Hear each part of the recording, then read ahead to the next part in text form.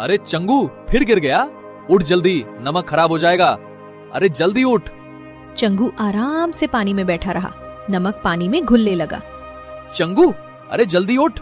जब वो 5 मिनट बाद खड़ा हुआ तो उसे लगा जैसे उसकी पीठ से पहाड़ उतर गया हो। नमक आधा घुल चुका था और बोरियां हल्की हो गई थी। वाह, मैं तो जीनियस हूँ। पानी में बैठो और वजन गायब। अब से यही मेरा रोज का काम है। रामू परेशान था कि सेठ को क्या जवाब देगा, लेकिन चंगू पूरे रास्ते नाचते हुए गया। जब वे हवेली पहुंचे तो सेठ ने देखा कि बोरियां आधी खाली हैं। वो ताड़ गया कि गधे ने चालाकी की है। अच्छा, तो ये गधा मुझसे ज्यादा होशियार बन रहा है। ठीक है, कल फिर नमक लेने जाना होगा। अगली सुबह सेठ ने नमक की जगह बोरियों में रुई भर दिया। रुई देखने में तो बड़ी लगती थी, लेकिन वजन में बहुत हल्की थी। आज फिर वही बोरिया। सेठ कितना बेवकूफ है, उसे कल का सबक याद नहीं है। आज तो मैं नदी में और भी ज्यादा देर तक बैठूंगा ताकि वजन बिल्कुल 0 हो जाए।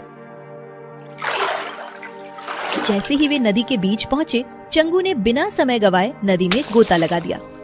वो बड़े मजे से पानी में बैठ गया और सोचने लगा कि बोरी और हल्की हो रही होगी। लेकिन यहाँ विज्ञान ने खेल दिखा दिया। रुई ने पानी सोखना शुरू किया और धीरे धीरे बोरी भारी होने लगी। अरे ये क्या, वजन कम होने के बजाय बढ़ क्यों रहा है? जब चंगू ने उठने की कोशिश की तो वो हिल भी नहीं पा रहा था। रुई का वजन अब नमक से भी 5 गुना ज्यादा हो गया था। अरे चंगू, उठ, क्या हुआ? अरे कैसे उठूं? लगता है आज मेरी जल समाधि निश्चित है। चंगू पूरी ताकत लगा रहा था, लेकिन वो पानी में धंसता ही जा रहा था। आखिर में रामू ने गांव वालों को बुलाया और सब ने मिलकर चंगू को खींचकर बाहर निकाला। चंगू बाहर निकला तो ऐसा लग रहा था जैसे उसने पूरी नदी अपनी पीठ पर उठा रखी हो।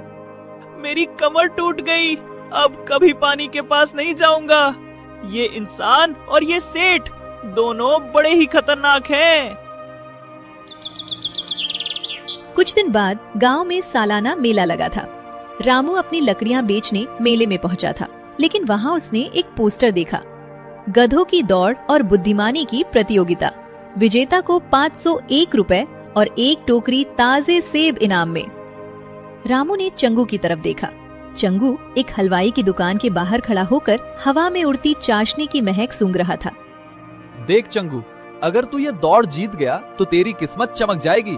तुझे सेब मिलेंगे और मुझे पैसे। दौड़? मुझे? क्या मैं इसे घोड़ा दिखता हूँ और ये सेब की लालच दे रहा है? वैसे सेब तो मैंने कभी चखे नहीं, सुना है मीठे होते हैं। चलो एक कोशिश कर ही लेते हैं। प्रतियोगिता शुरू हुई। मैदान में गांव के सबसे तगड़े गधे आए थे। चंगू उनके सामने थोड़ा ढीला ढाला लग रहा था। ये कोई साधारण दौड़ नहीं है। गधों को अपने मालिक के साथ दौड़ना है और रास्ते में भूल भुलैया पार करनी है।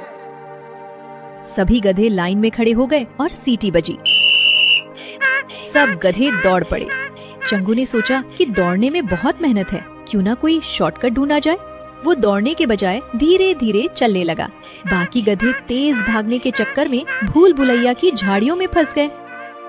अरे चंगू, भाग भाई, सब आगे निकल गए। चंगू ने देखा कि पास ही एक झाड़ियों के बीच से पगडंडी रास्ता निकल रहा है।